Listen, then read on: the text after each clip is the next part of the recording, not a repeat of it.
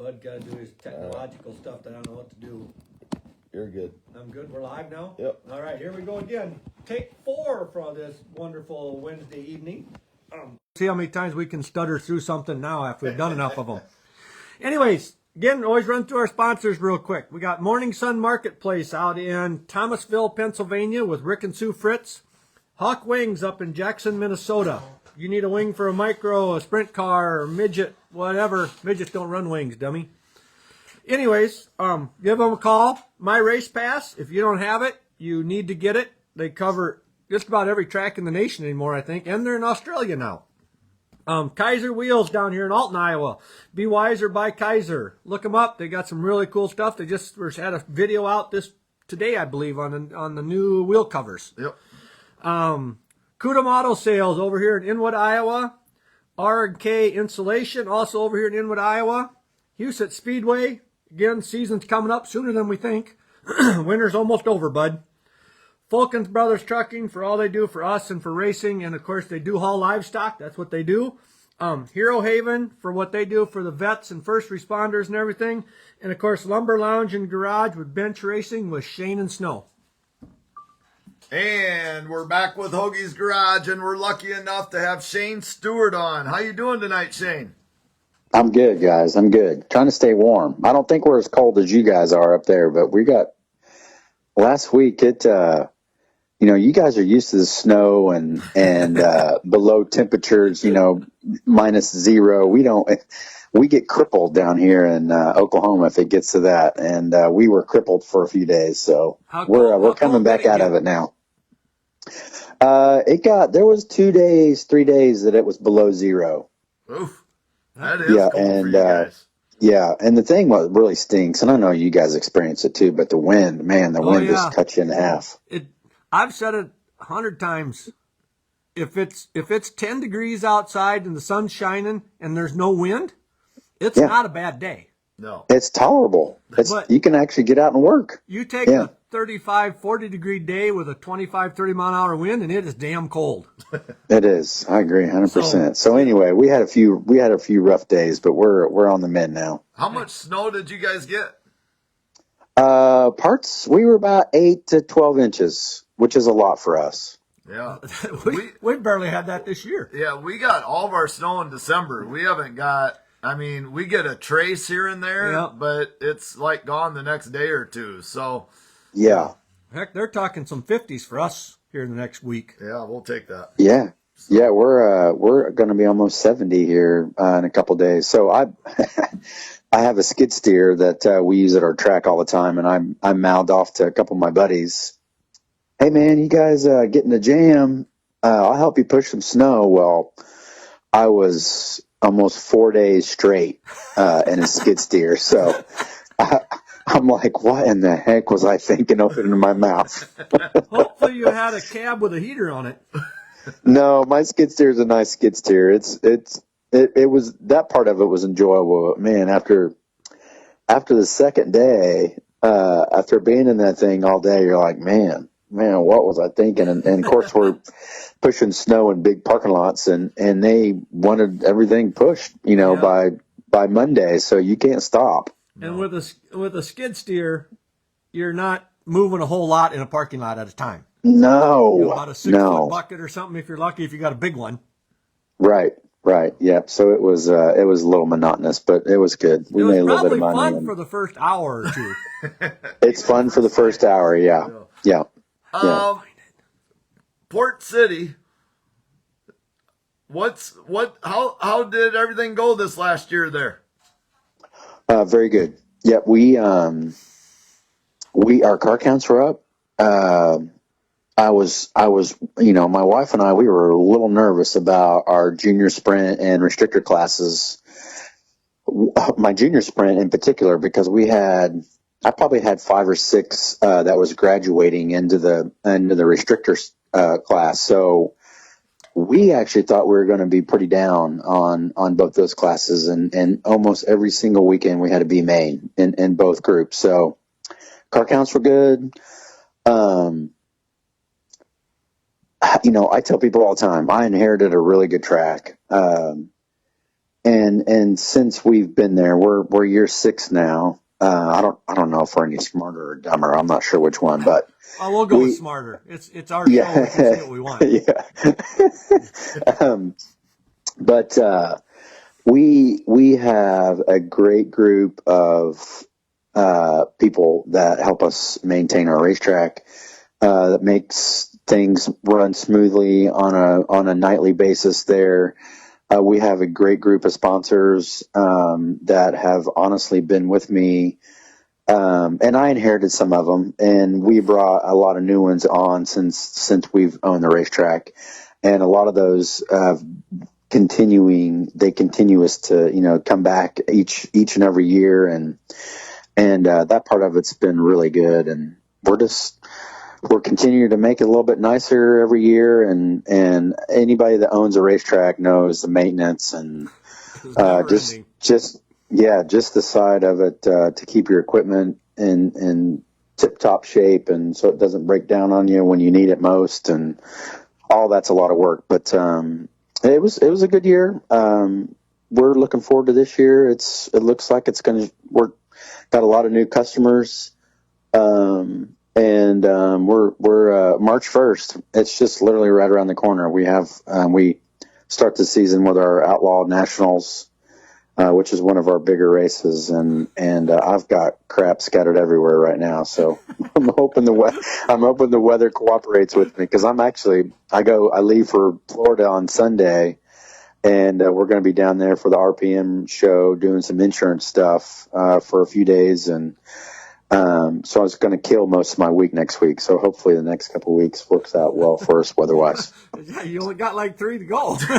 I know, it's coming quick, very quick. Of course, weren't there a couple of guys that I hear on watching the Chili Bowl? Weren't there a few guys practicing or something at your track? Yeah, I had midgets almost every day of the Chili Bowl. People that just had motor issues and trying to figure out things from their practice night to their prelim night, and the weather was we've had a really mild winter so far until this past week, but I had almost 90 micros at our practice before the shootout. Like it was big car count. That is crazy. So the practice with 90 cars, I'm assuming you probably did full track prep, but like for just a few midgets coming, were you watering the track and everything for them? Or no, just running. No, unfortunately at that point I had everything winterized. Yep. And I warned them. I'm like, buddy, listen, my track, it is not hard on tires until you don't put water on it and you put a little sun on it, and it'll chew them right off. So, for the most part, they understood it, and honestly, the guys that were there during the week, they were just trying to make a few laps to figure out their issues, and I told them, I'm like, listen, you're going to get about 20 laps, and that's going to be it. Your tires are going to be bald. So, but it worked out good. Yeah, we did that way back when we were playing around with go-karts out at Fulkins's.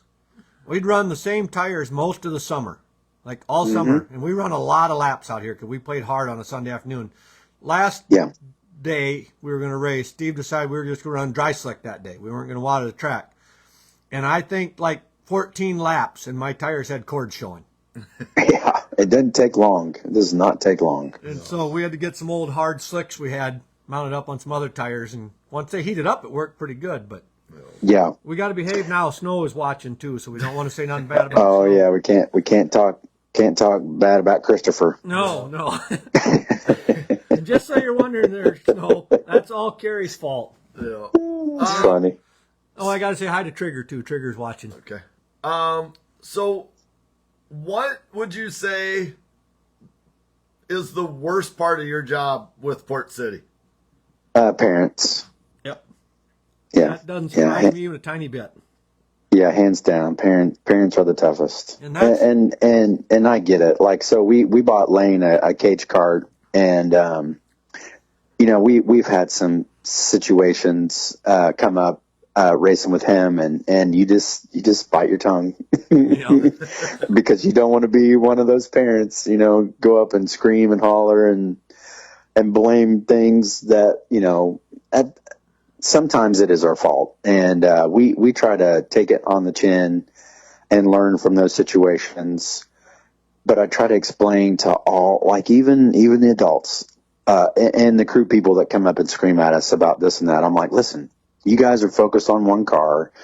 We're not. And unfortunately, we miss things, especially at Port City, because things happen really quick. Yep. And especially when you get 20 cars on the track and people get bumped and spun out, and we miss it, and we don't put that guy to the back, but then what happens is that we either catch the retaliation, or if that guy ends up spinning somebody out, we put him to the back, and then you have to deal with, well, why didn't that other guy get put to the back? Well, we just missed it. We just missed it. That's with every sport. Yeah. I mean, parents are always going to be a problem, but you can watch NFL, and the guy that throws the first punch is never the one that gets the flag. It's the guy that, the ref sees something, so he turns to look, and the second guy swings.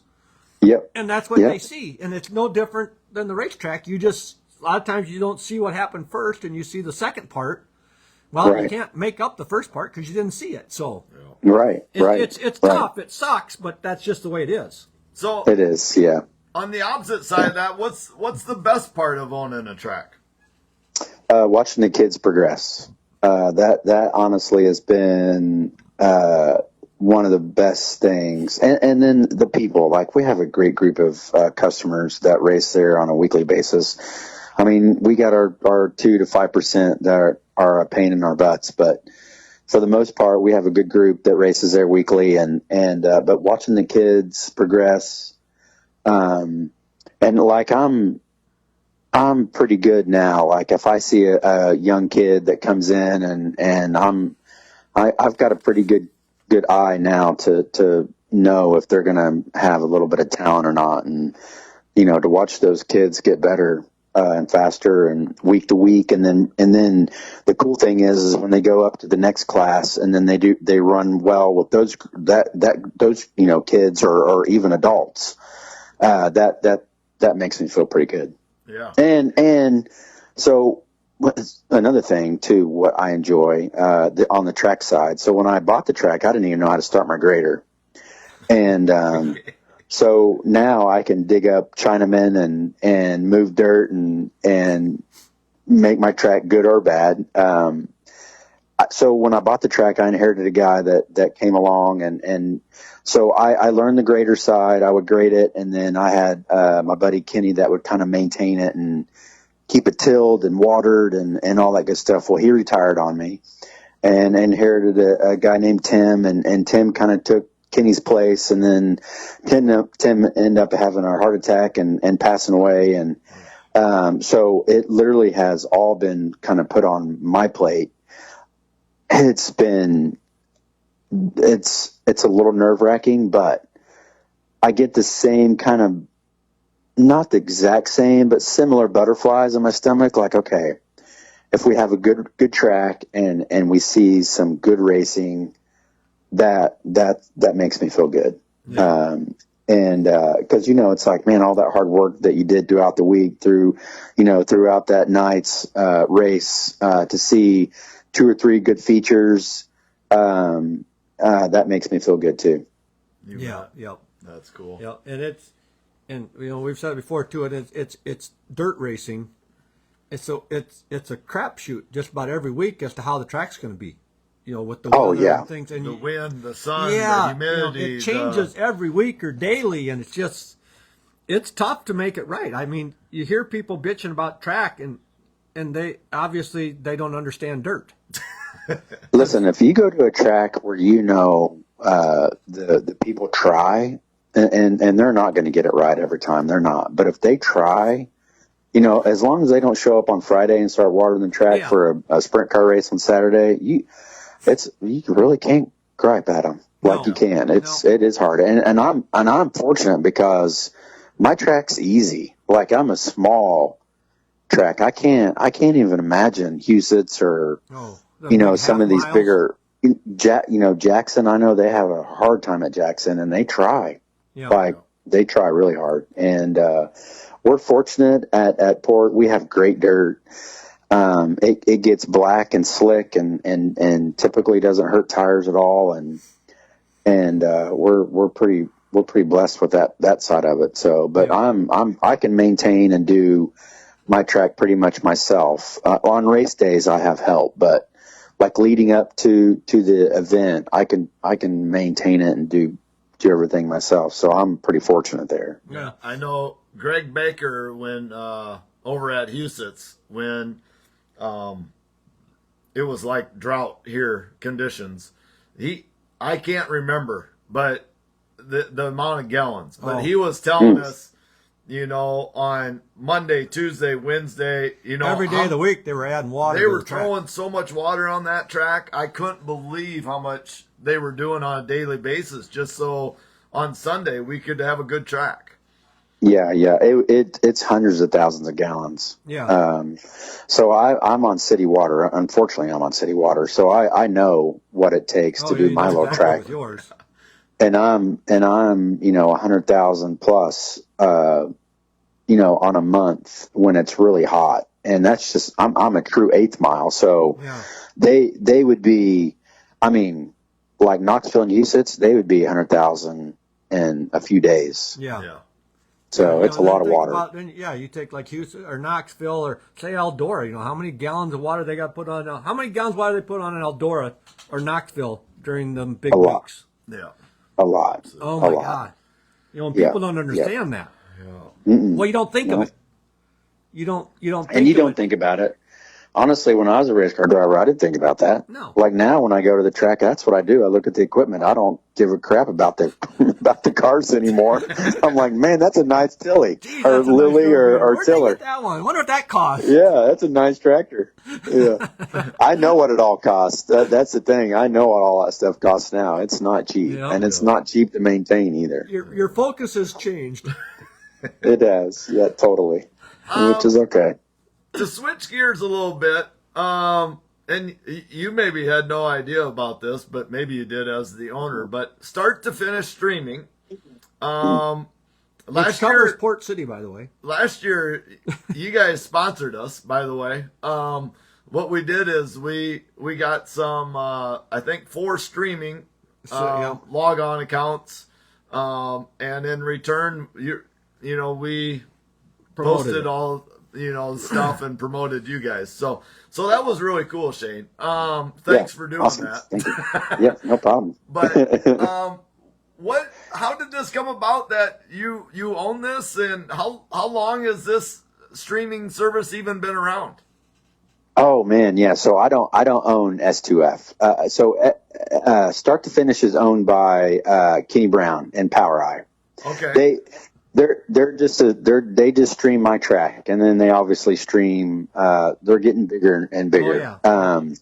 So when I bought the track, we had a Flow account. We were with Flow, and I more or less talked them into letting us out of our contract with them because I just wasn't making money, and their reach it's so big that it was actually hurting my front gate pretty bad. And so they agreed. They let me out of my contract.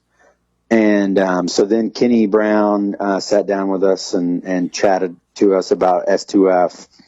It was in its baby stage at that point, and we agreed to get started with them. We signed a little three-year contract with them, and it's growing since then. So Haas, who does all of our digital media stuff, Kenny Brown has paid Haas to really take S2F to the next level, and Haas has been doing a good job at that. And they're same. It's like track prep. There's so much to it behind the scenes that people have no idea.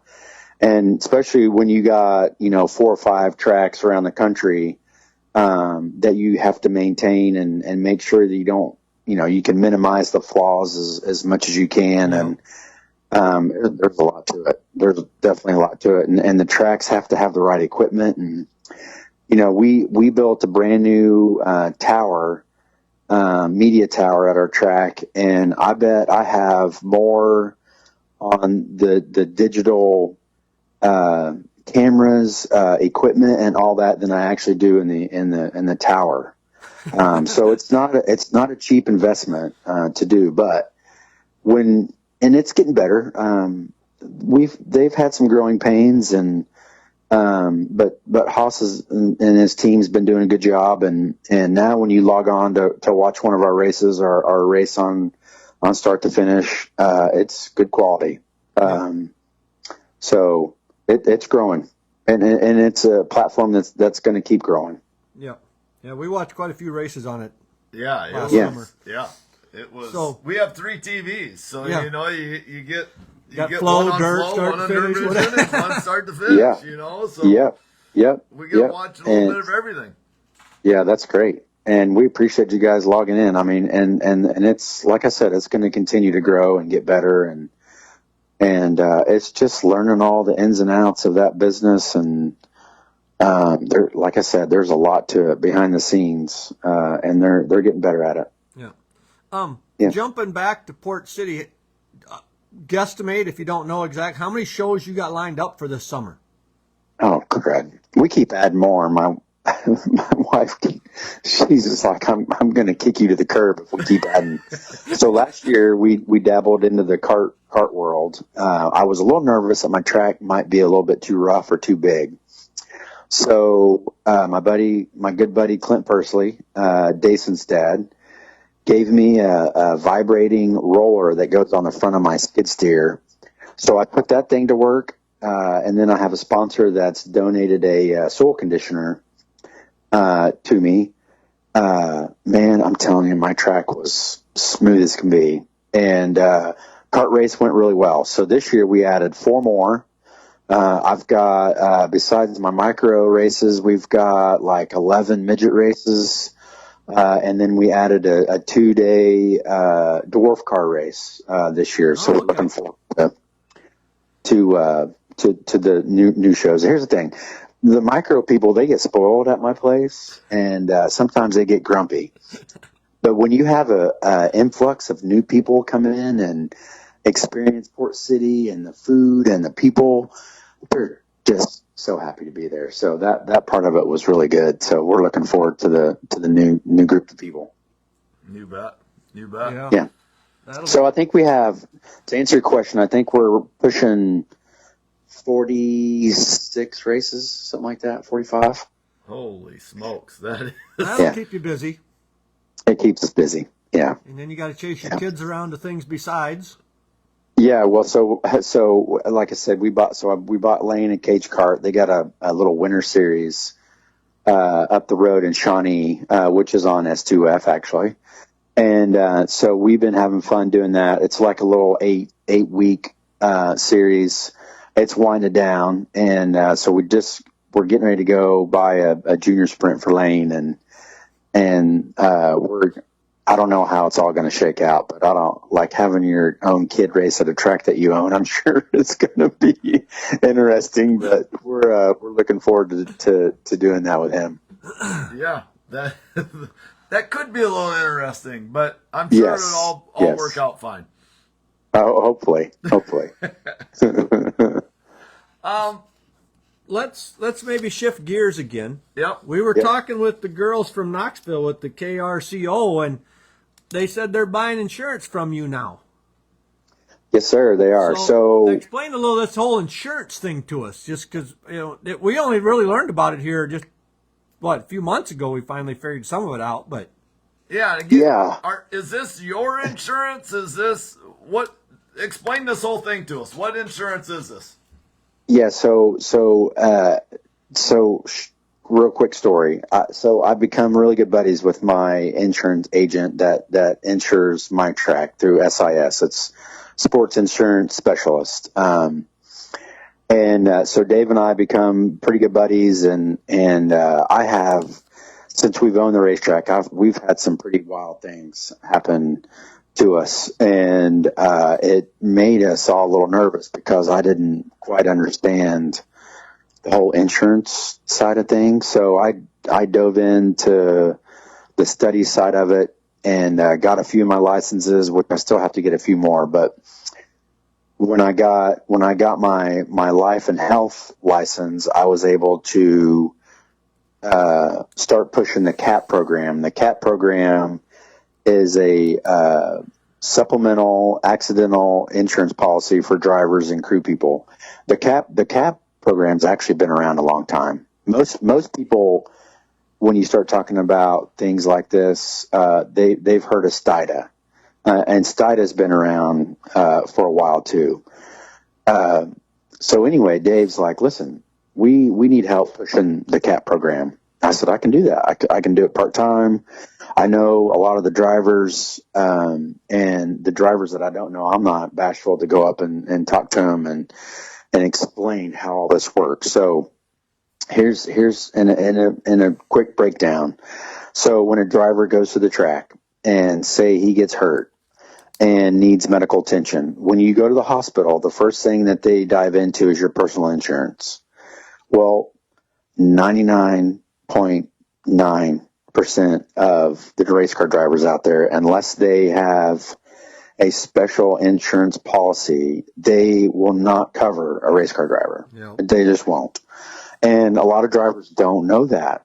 And so how it works is it goes to your personal, and typically that gets denied pretty quick. Then it goes to the racetrack / series if you're racing a series at a track. And then once and listen, most racetracks only have $10,000 or $15,000 that's dedicated to accidental medical policy. So once that's chewed up, then it goes into nothing, right? Your pocket, and yeah. it starts coming out of the person's pocket. So here's the cool thing about the CAP program. The CAP program is $280, and you get $500,000 in coverage.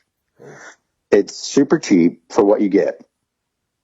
And there's been a few people I'm even at my racetrack that's had to dive into a little bit of the CAP money, and it's worked great. But it's super cheap for what it is, and it's taken us a little while, but we're starting to make more and more progress. And I tell people all the time, I don't get paid commissions to sell this policy. It's not what I'm here for. I want to make sure that every driver out there has the right amount of insurance. So if they do get hurt, that it doesn't come out of their pocket. And at the end of the day, if they get hurt and they're laid up at the hospital and they're incoherent, I want to make sure that their family's, covered and taken care of. So is that $295, whatever? Is that a month, a year? No. It's for the year. Yep. It's $279 for the year. It's a year to date. So if you sign up tomorrow, it's good through that day,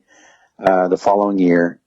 And, it's like I said, $279 for $500,000. That kind of sounds like a no-brainer. It is a no-brainer. But you know how it is, man. Getting these racers to do it, it's like pulling teeth. Yeah. But still, you look back at last year was a bad year for injuries, it seemed like, especially in the big level, the upper levels. Yes. You heard about a lot of them guys. And not to mention what the locals, you don't hear about them that often, but it was all the time. It seemed like it was all the time. Yeah. And so, here's the thing. When you go race an outlaw race or a high limit race, those guys all have $500,000 that is dedicated to those bad situations. So you put this on top of that, now you're looking at $1 million, and that'll take care of a few medical bills. Yeah. So, and then another thing too, on the track side of it, that's another reason why I'm pushing it. 'Cause most of the time, today, racetracks get sued because people get hurt, they go to the hospital and they can't afford their medical bills. So unfortunately, they turn around and sue racetracks. And when that happens, then the insurance companies have to fight it. Our premiums go up. And then it makes the insurance side of it, so unreasonable that racetracks just can't afford it. And so that's another thing, is it helps kind of protect the track owner as well. So that's one thing I've been working on, is pushing it more to the tracks. Like, listen, as a track owner, you you work out the process of however you want to work it. Make your people join your track. Make them pay the $300 and become a member of your racetrack, and then with that $300 they get this policy. So that's been working a little bit better than actually going to individual drivers, because drivers are like, oh yeah, okay, I'm never going to get hurt. So here's just a question. So like at Huset's, we do that Hero of the Night there, and with Hero Haven, and I go in there. I started going into the pits the last 2 years that we've been doing this, Tobe. Something like that. And I help out with that. Which is amazing, by the way. Yep. And Thank you. I stay in the pits with the guy that we sponsor, Legos, and I know nothing, so I clean mud off the car. That's pretty much all I do. But could a guy like me who's in the pits and doesn't really do that much, but say I got hit by a car because I'm old and not paying attention, could I get this insurance also? 100%. Yep, 100%. It's that's what it's really dedicated to, is drivers and crew people. Yep. Okay. Yep. Okay. Well, how about and we've had a few drivers? We've had a few teams buy it for their whole their group of people. Okay. So, yeah. Yep. How about push truck drivers? Yes, 100%. Okay. Yep. Yeah, anybody that's at a racetrack on a weekly basis, they could sign up for this and be covered. Yep. That's pretty cool. Because I don't know, like I said, I'm not racing, but if I get run over by a car, is that considered an accident? I don't know if your personal insurance would cover it, like you said. Well, and even if they do, your personal insurance is probably only going to cover so much. And if it's a bad incident, that's when these policies are worth every penny. Yeah. You haven't had a close call, but there's been a couple close calls at the end of the push lane, when cars think they want to turn in there. That's not been a good deal. So, but absolutely. And here's the thing, you guys, like, being on the insurance side of it, like, man, I hear crazy stories all the time now. I mean, it was just before, it was just mine, but now, if you think, SIS insures, 400, 500 plus tracks around the country. So you can only imagine some of the stories that we hear on a weekly basis. Yeah, absolutely. But this policy is well worth the money. That I've been really proud to see it grow. Obviously, like you said, Knoxville's on it now. All the World of Outlaw guys will have it. All the high limit guys, all the NARC guys. Stewart Friesen, I just talked to him. And his wife just signed up for it. Obviously, he had a huge accident last year, and it happened in Canada, which we have policies that cover people that run international as well.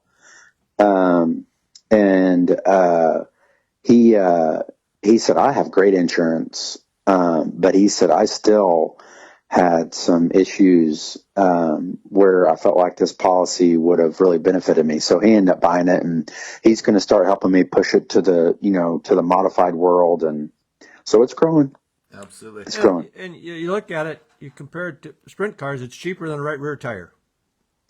You know how it is, man. Like I tell the drivers, I'm like, dude, really? I said, I'm looking at a $1,200 paint job on your helmet. Yeah. You can afford this insurance. Yeah. But when I raced professionally, I had good insurance, but it cost me a lot of money. But I also wanted to make sure that my family was going to be taken good care of if I couldn't communicate and vouch for them. And that's the thing, and that's another thing I've figured out real quick. You don't go to the drivers, you go to the moms and you go to the wives. You go talk to them. Yeah. So if they want this insurance again, give us a quick rundown, the best way to go find it, or, who to call or what? Yeah, you guys can. I'll just give everybody my phone number, 918-691-5693. You can call me, personally, or you can go to competitiveadvantageprogram.com. That's it. We just redid our whole website last year. It's super easy. You jump on there. It's easy to get signed up. Yeah, and typically when people call me and have any issues or questions, as soon as they get on the website, I never hear nothing from them. So it's pretty easy to do. Yeah. So give me the competitive advantage. What again? competitiveadvantageprogram.com. Okay, I'll rewrite that so we can read it better. And even really like sponsors, I'm just thinking in my head right now, but we sponsor 2 or 3 different things, and I shouldn't say things, people, and I'm just thinking, just for sponsorship, you buy them a insurance policy. Yeah, I mean, what we give them, it'd be almost foolish if we just didn't say, hey, we'll cover this part of the insurance too. Then, Yeah. So, Yeah, absolutely. And we have people do that all the time. Yeah. Yeah. 100%. Well, what else you got going on, Shane? How much busier of a guy are you? Do you got anything else in the fires? That's it, man. That's it. We've got a full season ahead that's creeping up on us quickly, and between that and insurance and chasing kids, that's our life right now, which is good. It's a busy world, and we're, I have people ask me all the time, like, do you miss racing?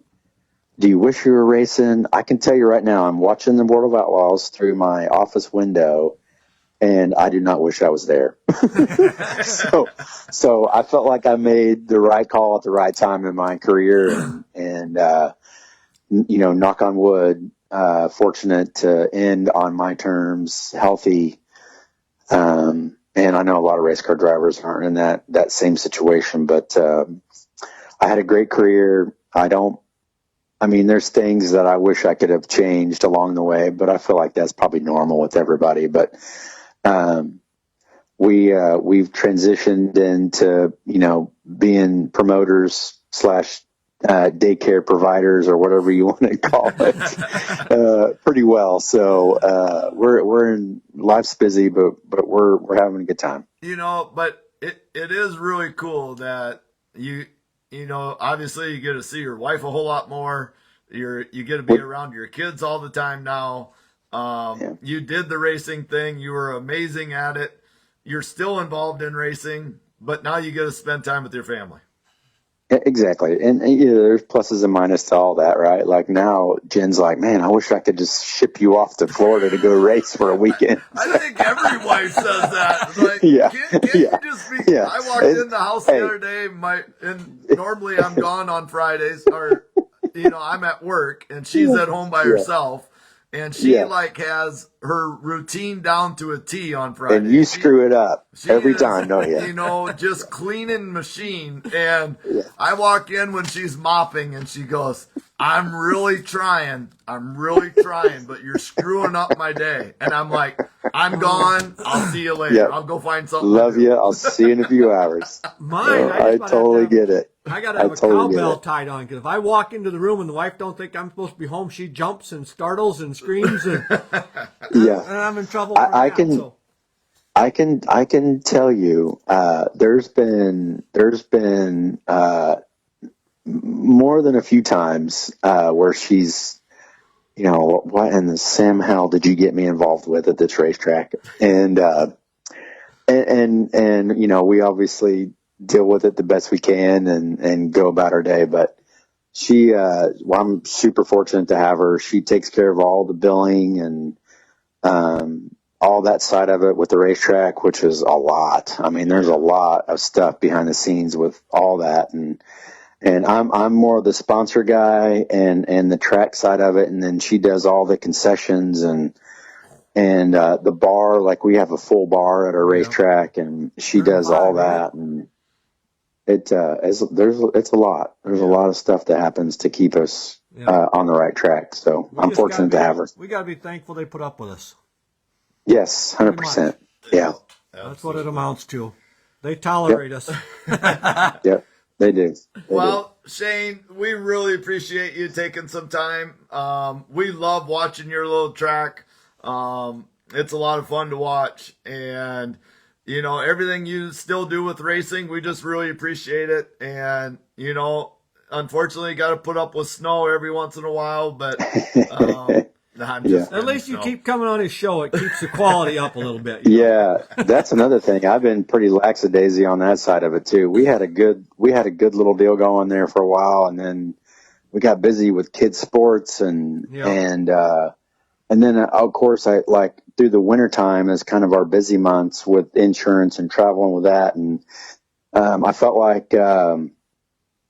the Chili Bowl shows went really well. Obviously you guys know, like, it's a little bit of work to track down people to see if they can come on your show. And there's a lot to it, and Snow does a good job at all that. So I'm just the guy on the side of it that I'm like the race car driver. I show up with my helmet bag and do my thing, and then I leave again. So you and me, Shane. Bud does it all on this end. I talk to some people at the track and give him some numbers, and he gets them all lined up for us. So yep. And Snow does a good job with all that. Yeah. We're happy to get to know you guys a little bit. So absolutely. Thank you guys for having me on. I appreciate it. You take care. We learned a lot. So Yep. Have a great year you guys at the track. All right, guys. Thank you. You bet. Take care. Bye. See ya. All right. See ya.